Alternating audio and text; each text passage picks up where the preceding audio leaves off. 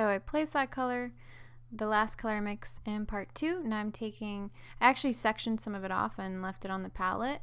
So I added some ultramarine blue and cerulean to it, and I'm mixing that up.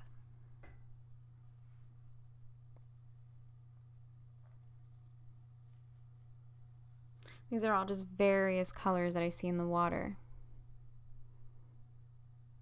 Added some titanium white and continue mixing.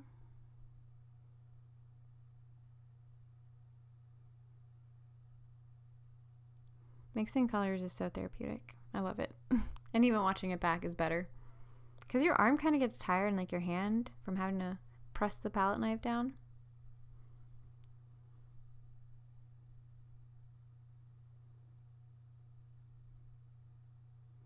So I'm trying to gauge, like, is that the right one? Do I need to do anything else?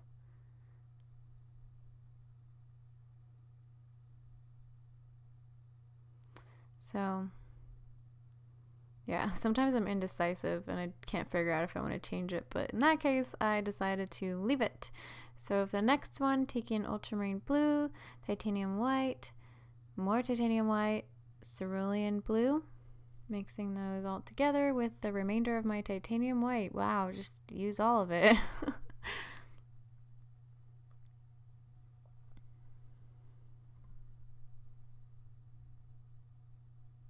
Adding even more titanium white. I had to replace it on my palette because I used all of it. So this is a more lavender type of, or I guess it's just like a softer blue. The other ones are more turquoise, not so much blue, but this is like an actual blue. It's very reminiscent of Radiant Blue by Gamblin. So I added alizarin crimson to that palette to make it a little bit more lavender, give it a more of a purple tone. And this is for some of those reflections in the water. The sky has this color and it was like creating patterns in the water. So I added more ultramarine blue.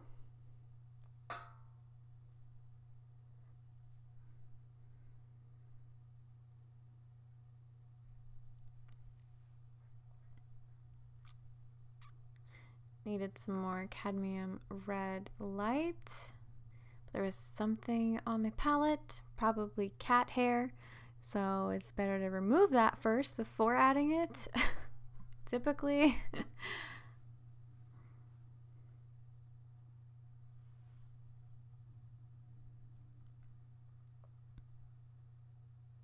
So you can't really tell on camera, but there's like these that colored like purple lines in the water and the reflections. So added some more red and ultramarine blue, mixing those together to create that beautiful purple tint.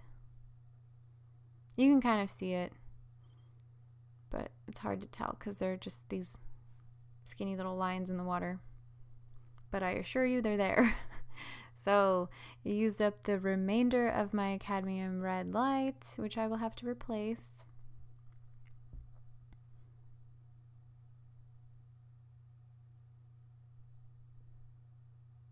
More cadmium lemon. Scraping up whatever I could of the cadmium red light. More ultramarine blue. Coming in there with more red. Just add that to it. Just the tiniest little dab of paint. It makes a difference.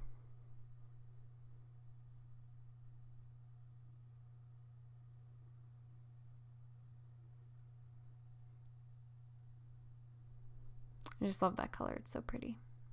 Adding some more yellow. I mean, looks good to me, but I guess past me decided that more yellow and more red was necessary.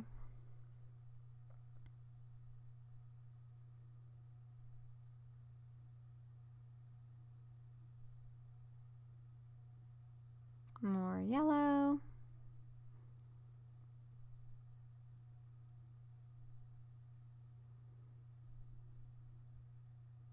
That was ready.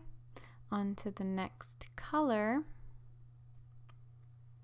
Gotta wipe off that paint residue first though, because it'll mess up my future colors, especially if they're not within the same range. So taking some titanium white, some cadmium lemon, just mixing that up.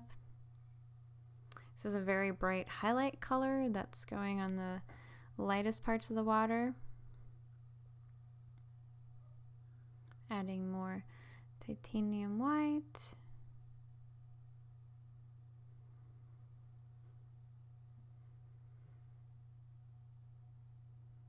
Even more titanium white because I'm a titanium white addict. Some cadmium red light. It's created more of a peachy color, and you can see that it's not really so much a bright yellow color. It's more peachy in those highlight parts of the water.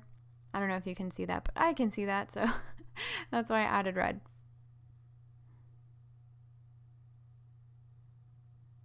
Needed some more yellow. Cadmium lemon, to be precise.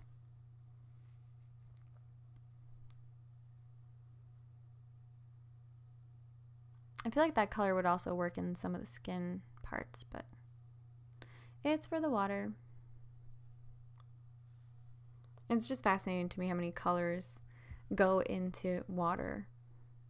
So placing that down, and then I left some of that color on my palette, and I'm adding some more white to it, some more yellow. I had to put more on my palette, add it to the paint, add more titanium white, even more yellow,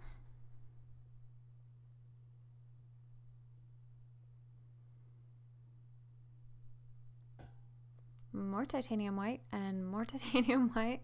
I'm not kidding, like I go through so much titanium white. You can even see like how many times I've had to replace that.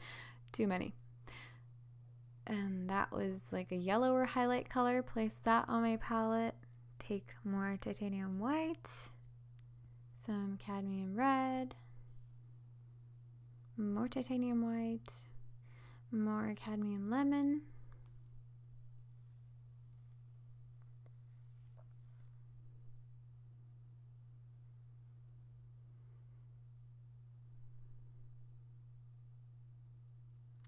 I guess I was going back to the skin color. So I just added that in there, but then I moved it in a second. I'm like, actually, I want it to be there. I don't know. It doesn't make sense to me, but you know what? Doesn't have to.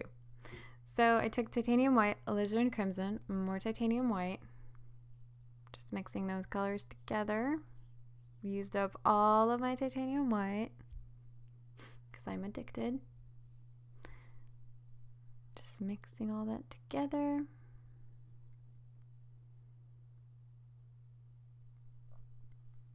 Sometimes I hold up the reference closer to my face because, like, I have astigmatism. So, you know, I don't always wear glasses and I just have to hold it up closer. So I took more titanium white and alizarin crimson, and I'm just mixing those together.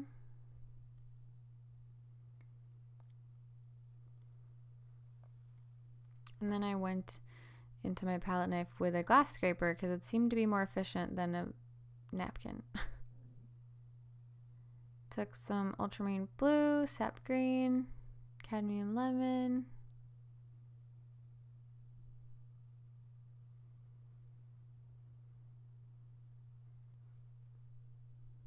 titanium white, yellow ochre. This is for some of the greener, yellower parts of the water. Taking some yellow ochre, which on the bottom left corner, you can't really see because it's off camera, but that color is there. So adding more ultramarine blue, more yellow,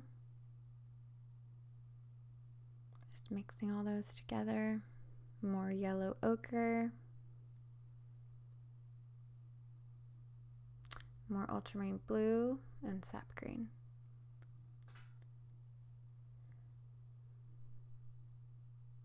More yellow ochre, more cadmium lemon. Mixing those together. just a greenish tone, adding some more ultramarine blue and titanium white. Who would have thought I add titanium white? What a shock. Never done that before.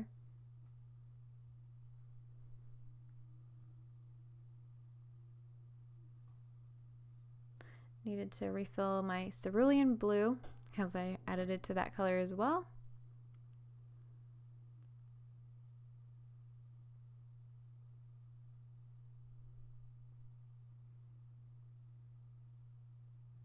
Place it on my palette. Those are the greener parts. I also created like that brownish color, which for some reason my camera cut off. So taking some burnt umber, some sap green, yellow ochre, and ultramarine blue. Just mixing all those together.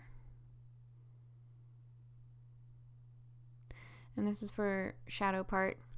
Taking some more sap green, more cadmium lemon, and yeah, it's for the part in the water where there's like skin reflecting off of it, but it's also darker.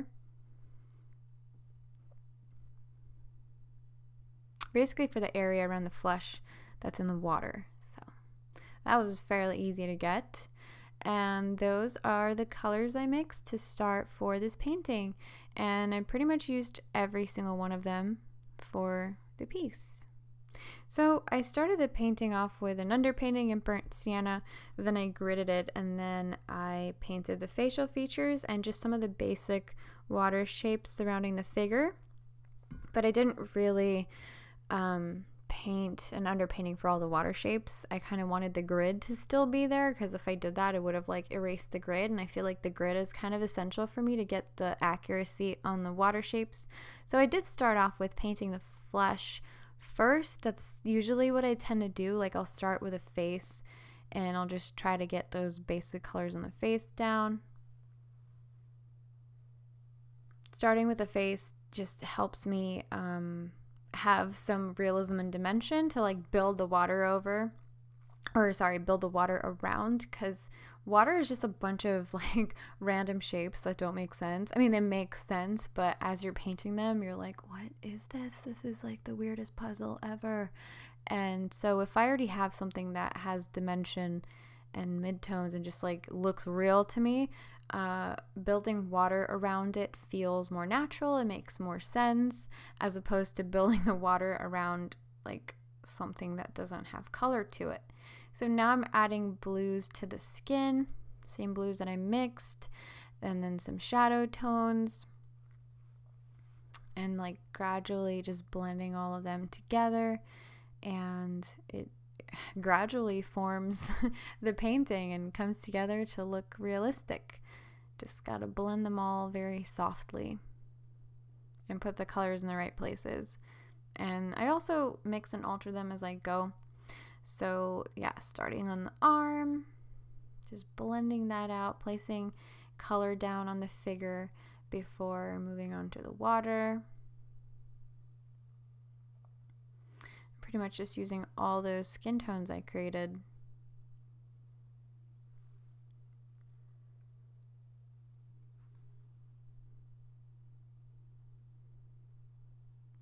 So I'll like place color down, and then sometimes I'll bring in a dry brush just to blend them together. And sometimes I'll just blend as I place a color down. Like right there, you can see. Just softly blending everything together. My process has become a lot faster. I think I've gotten to be faster at painting. It takes me less time. Which is great because it used to take me such a long time to get water pieces done, and now I feel like I have become a lot more efficient at it. So now I'm placing the shadow colors down, the darker shadows of the arm, and just blending them in softly with the rest of the arm. And then bringing some warm transitional colors to help create that transition between shadow and light. And then I, of course, started on the water, basically just following my reference and seeing where the shapes are, not trying to worry too much about perfection, just putting the colors that I see where I see them, which is easier to do when they're all like pre-mixed. I feel like that's definitely made me a faster painter, whereas before I would just start with a blank palette and mix as I paint. So I'll like mix whatever greens I need and then put that down and then place that color everywhere I see it, and then, you know, place some more colors as I need them. But if they're all already pre-mixed and pre-made, like you kind of save that step for yourself, and you don't have to do it during the painting process. You can just blend the colors you already have together, but you don't have to spend all that time trying to get the accuracy, trying to get the color when it's already there. You can just do the painting, and yeah, so I could just focus on little chunks of the painting, sort of like paint faster. Because before I would just have my one color that I started without any other mixed colors on my palette, place that everywhere I saw it, and then move on to the next one. Whereas now I can use multiple colors all at once, and I think that's probably what's made me a faster painter. And it's a lot of fun. Like, the color mixing part can be really intimidating sometimes, especially when you're staring at a blank canvas and a blank palette and you're like, oh God, what do I do? But with a lot of practice, you just get better at it. You become faster, and my techniques are obviously always changing. Like, if you go a little bit further back in my Patreon videos, you can see how my methods have changed. You know, for one, I was mixing as I went along, so I'd start with a blank palette and then mix a few colors as I paint, and I was also mixing them with paintbrushes. So I would run out of them very quickly and have to constantly remix them. But I just started, you know, grouping colors together with a palette knife and having more paint to work with. So just kind of detailing the hair there. But I definitely enjoy the changes I've made over the years to my techniques. I feel like it's all been a very gradual experimenting and learning process, and I'm sure things will change as I go further, but I see that as a good thing, because in the end it just makes me a more efficient, more skillful painter. I hope so. And I'm always going to be learning, and I think that's such a beautiful thing when it comes to oil painting, is that you can paint for so many years and still continue to learn and experiment with the subject matter, with your techniques. Like, I feel like when I'm going to be 80, I hope I make it that far. I feel like when I'm going to be 80, I'm still going to be learning. I'm still going to be experimenting and trying new things. I mean, I sure hope so. Geez, that's a long way. I've got a lot of painting to do. I wonder what my work is gonna look like then. So I'm just filling things in like chunk by chunk and piece by piece, just trying to get as much color blocking done as I can. And as you can see, it has a more finished look in its first color layer, first and second. I've just kind of been layering gradually, but definitely has a more finished look to it than the first color layer of my previous paintings. And I like that because that leaves less steps later on. I have less work to do since I've already done the bulk of it, the bulk of the detailing, the bulk of the color blocking. Everything's already accurate. There's really not a whole lot of tweaking I need to do. Whereas before, like, I would make one whole, like, the first color layer, and then I would have so much tweaking left to do. Sometimes I'd have to completely cover it with a more accurate color, or like paint over it and tint it. Whereas now I feel like I don't have much of a need for that. Maybe just some glazing to get things to be more crisp and alive. Like for the skin after this, I'm definitely going to do some glazing. But other than that, I feel like things are definitely progressing a lot more smoothly, which I'm happy about. So I hope you guys enjoyed this color mixing and painting demonstration. I hope you're enjoying all the new water pieces. There's definitely more to come. And thank you so much for being my patrons and supporting my art. I hope this is helpful. I hope these videos contain some sort of useful information or take away some of the fear that comes with painting, with trying oils, and you know, experimenting with color mixing. It really just a matter of like going in there, trying, and even if you mess up and it's wrong, like who cares? You know, you learned something. Keep on going, keep on practicing. I love you guys. Happy painting. Bye guys.